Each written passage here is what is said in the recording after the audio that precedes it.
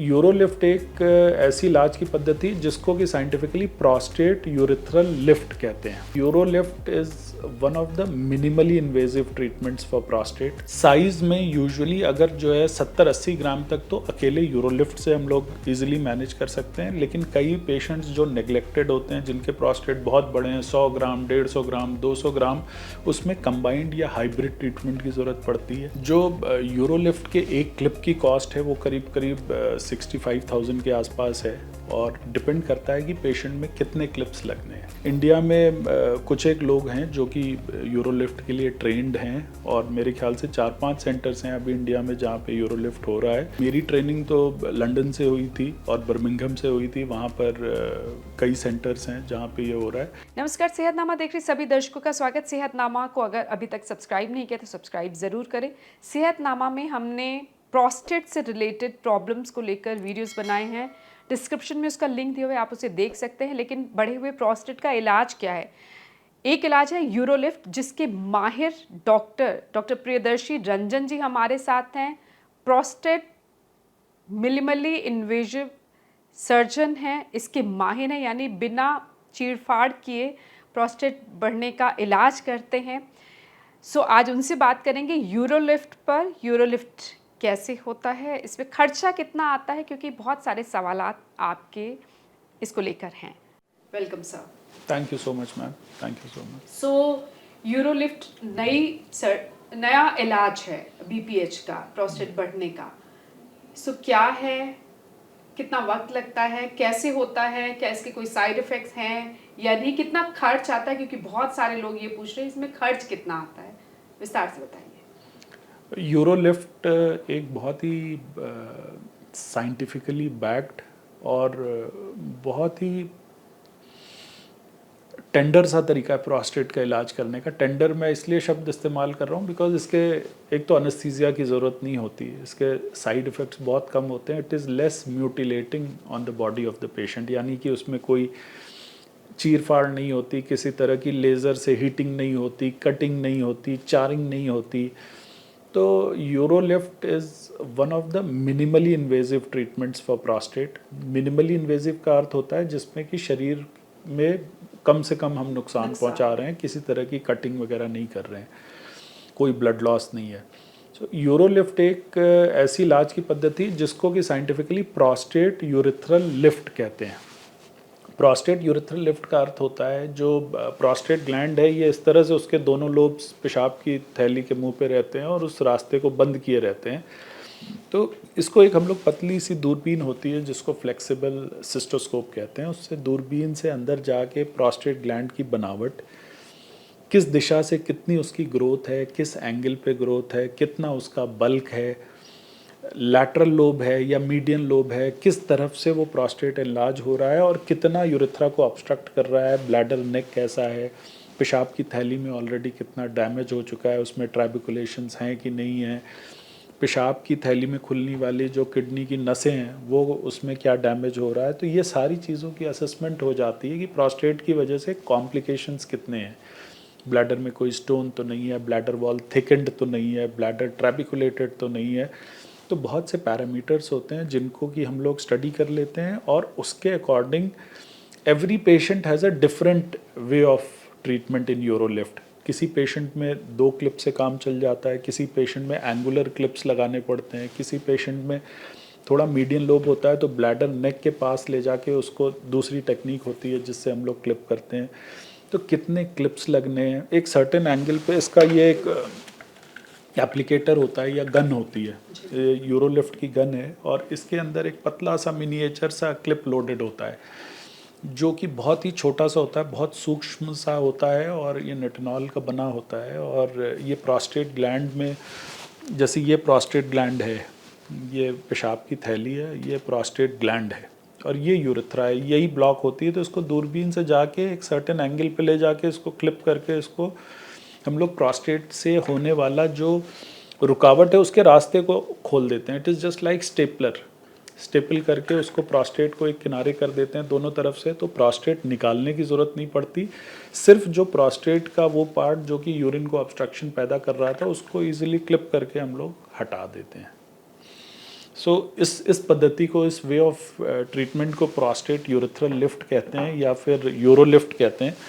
और euro lift का जो सबसे खूबसूरत बात यह है कि इसके लिए किसी अनस्थीसिया की ज़रूरत नहीं पड़ती। इसको हम लोग जेली पेशाब की नली में डाल देते हैं और कोल्ड जेली, जिसकी वजह से एक सरफेस एनेस्थीसिया हो जाता है। सो उसमें पेशेंट को बेहोश करने की ज़रूरत नहीं, या किसी स्पाइनल एनेस्थीसिया या एपिड्यूरल की ज़रूरत नहीं है, ब्लॉक की ज़रूरत नहीं है। और फिर दूरबीन से जाके इजीली इसको हम एक सर्टेन एंगल पे 3 या 4 क्लिप लगा के आ सकते हैं, या कई बार बहुत बड़ा ग्लैंड होता है, 6-7 क्लिप की भी ज़रूरत पड़ जाती है। 70-80 ग्राम के ग्लैंड्स होते हैं तो उसमें थोड़ा सा क्लिप्स की ज़रूरत ज़्यादा पड़ जाती है। तो ये इसमें किसी प्रकार की कोई ब्लीडिंग नहीं होती। जो मरीज़ जिनका कि हार्ट का कोई इशू है, जैसे कि उनके ब्लड थिनर्स चल रहे हों, या उनका बाईपास सर्जरी हुआ हो, या हार्ट में स्टेंट पड़ा हो, या ब्रेन में स्ट्रोक हुआ हो, किसी और कारण से खून पतला करने वाली दवाइयाँ चल रही हों, इन पेशेंट्स में भी ये बहुत ईजिली किया जा सकता है।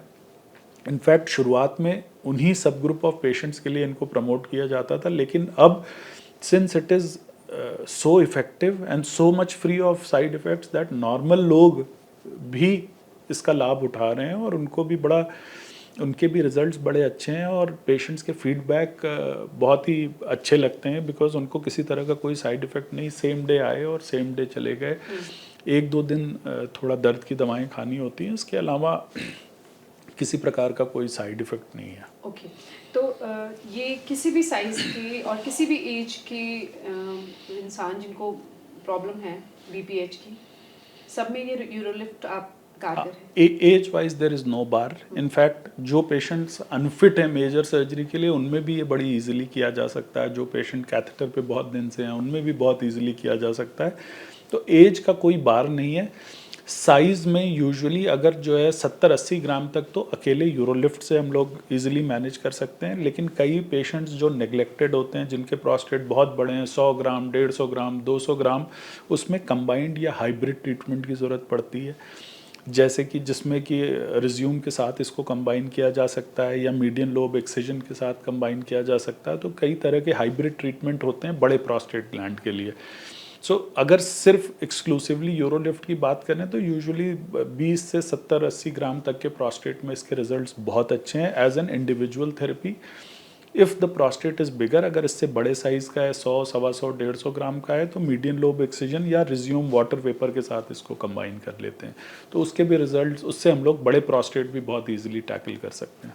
और यूरोलिफ्ट के बाद किन चीज़ों का ध्यान रखना होता है? यूरोलिफ्ट के बाद लगभग 2-3 दिन तक थोड़ा बहुत हल्का पिंकिश सा यूरिन आ सकता है, थोड़ी बहुत 1-2 ड्रॉप्स आ सकती हैं ब्लड की, थोड़ा सा अनकंफर्टेबल या कुछ 1% पेशेंट्स में हल्का सा पेन भी हो सकता है। तो नॉर्मली हम लोग 2 से 3 दिन पेन किलर्स प्रिस्क्राइब करते हैं, और यूजुअली तीसरे दिन के बाद तो किसी तरह की कोई दिक्कत नहीं होती। 90% पेशेंट्स को हम लोग सेम डे घर भेज देते हैं विदाउट एनी कैथेटर, बिना किसी पेशाब की नली के। 2-4% केसेस ऐसे होते हैं जिनमें कि ज़्यादा क्लिप्स की ज़रूरत पड़ती है, या फिर कंबाइंड कोई प्रोसीजर किया गया है, उनमें हम लोग कैथेटर करीब 2-3 दिन के लिए रखने की ज़रूरत पड़ती है। Otherwise most of the patients are catheter free immediately after the treatment. Right.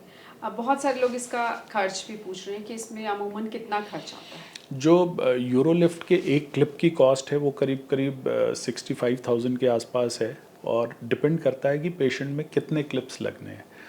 अगर सपोज़ किसी का 60 ग्राम्स का प्रोस्टेट है, एक क्लिप लगभग 10 ग्राम के प्रोस्टेट टिश्यू को रिट्रैक्ट कर लेता है।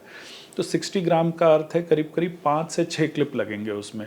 एक क्लिप करीब 60,000 रुपीज़ का आता है। तो अभी at this point of time Indian currency में वो 3 लाख रुपए के तो क्लिप्स की कॉस्ट होती है। इसके अलावा जो सर्जिकल फीस, OT और ये सारे चार्जेस हैं वो करीब 50,000 और।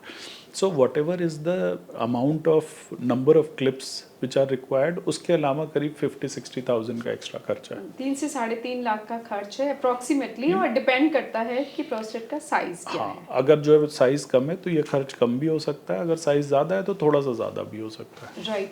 आप ये कैसे तय करते हैं कि यूरोलिफ्ट करना है, वाटर थेरेपी यूज़ करनी है, या जैसा मैंने बताया, एक इसको जब भी हम मिनिमली इन्वेजिव थेरेपी की बात करते हैं तो हमेशा, जैसे हम गूगल मैप में देखते हैं कि हमें इस जगह जाना है, इस रास्ते से जाना है, इधर कट लेना है या इधर मुड़ना है, उसी तरह से फ्लेक्सिबल सिस्टोस्कोपी नामक एक दूरबीन से जांच होती है जो कि डे केयर बेसिस में 2 मिनट में हो जाती है। और पेशाब की नली से एक पतला सा कैमरा डाल के पेशाब की जो ग्लैंड है, प्रोस्टेट ग्लैंड, उसकी बनावट को स्टडी कर लेते हैं, उसके एंगल्स को स्टडी कर लेते हैं, उसके बल्क को स्टडी कर लेते हैं, उसकी लंबाई कितनी है, चौड़ाई कितनी है, किस एंगल से इनलाज हो रहा है, कितना इनलाज हो रहा है, पेशाब की थैली के अंदर कितना हिस्सा है, पेशाब की थैली के बाहर कितना हिस्सा है। तो इन सब पैरामीटर्स को स्टडी करके देन वी डिसाइड कि कौन सा ट्रीटमेंट करना है। जिनमें सिर्फ प्रेडोमिनेंटली लैटरल लोब्स हैं उनमें तो यूरोलिफ्ट बहुत ही अच्छा ट्रीटमेंट है। जिनका थोड़ा सा मीडियन लोब है उसमें भी हम यूरोलिफ्ट ईजिली कर सकते हैं। अगर बड़ा मीडियन लोब है तो उसको वाटर वेपर थेरेपी उसके लिए ज़्यादा सूटेबल होती है, या फिर जो है कंबाइंड ट्रीटमेंट करना पड़ता है, या कई बार आइसोलेटेड सा अगर मीडियन लोब है तो उसमें यूरोलिफ्ट के अलावा उस मीडियन लोब के एक्सेजन कर देते हैं। सो ये कई फॉर्म्स ऑफ थेरेपीज़ हैं जो कि एक सिंगल कर सकते हैं या कंबाइन कर सकते हैं, depending on the anatomy of the prostate, किस तरह से उस प्रोस्टेट की बनावट है, किस एंगल से, उसके बेसिस पे हम डिसाइड करते हैं। और आप चंडीगढ़ में अवेलेबल हैं, लेकिन ऑल ओवर इंडिया क्या यूरोलिफ्ट अवेलेबल है ये टेक्निक? यूरोलिफ्ट की जैसे जो एटलीस्ट मेरी ट्रेनिंग तो लंदन से हुई थी और बर्मिंघम से हुई थी, वहाँ पर कई सेंटर्स हैं जहाँ पे ये हो रहा है।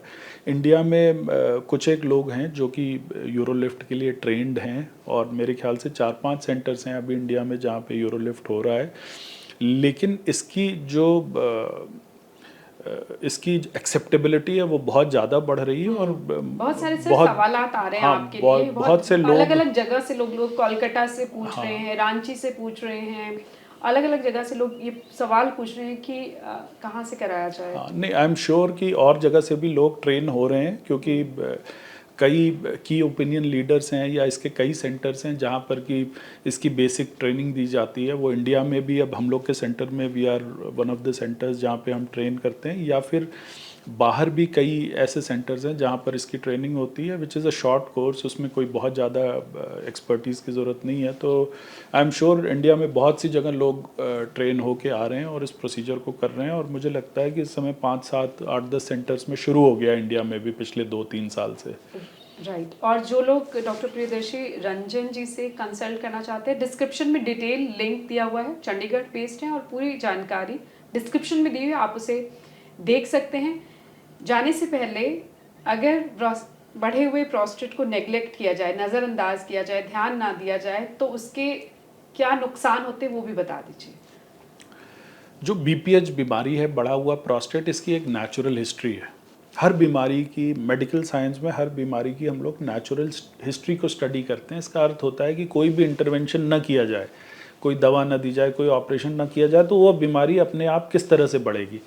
तो उसी तरह से जो BPH की नेचुरल हिस्ट्री है वो ये दिखाती है कि प्रोस्टेट का अगर इलाज ना किया जाए तो ये धीरे धीरे पेशाब के जो नली है उसको बंद करती चली जाती है, फ्लो कमज़ोर होता जाता है, पेशाब की थैली में पेशाब बार बार रुकने लगता है, उसमें इन्फेक्शन होने लगता है, रिकरेंट UTI हो सकता है, सेप्टिसीमिया हो जाता है, कई लोगों के पेशाब की थैली में स्टोन बन जाते हैं, कई लोगों को हर्निया बन जाता है पेशाब जोर लगा के करते करते, कई लोगों के ऊपर किडनी में नुक्स हो जाता है और किडनी फेलियर जैसी स्थिति भी उत्पन्न हो जाती है। इनफैक्ट कई एक लोगों की तो किडनी एक्चुअली ख़राब भी हो जाती है बिकॉज ऑफ द ऑब्स्ट्रक्शन, क्योंकि यूरिन जब बाहर नहीं निकलता तो वो धीरे धीरे ऊपर की तरफ किडनी में प्रभाव डालता है और नीचे हल्का हल्का लीक होता है, जिससे कि इनकॉन्टिनेंस हुआ रहता है और हर समय उनके कपड़े गीले होते रहते हैं। अल्टीमेटली वो इन्फेक्शन या किडनी फेलियर की वजह से लाइफ थ्रेटनिंग हो जाता है पेशेंट्स के लिए। तो इसका इलाज तो बहुत ज़रूरी है, और इसकी जो ग्रोथ है उसको थोड़ा बहुत दवाओं से रिस्ट्रिक्ट किया जा सकता है, लेकिन कोई भी दवाई या कोई भी चीज़ इसको रिवर्स नहीं करती है। हाँ, ये वापस नहीं अपने साइज में आ सकता बिना किसी प्रॉपर इलाज के। Thank you so much for this information. और अगले एपिसोड में हम जो BPH का एक और इलाज है, वाटर वेपर थेरेपी क्या होती है, उस पर बात करेंगे।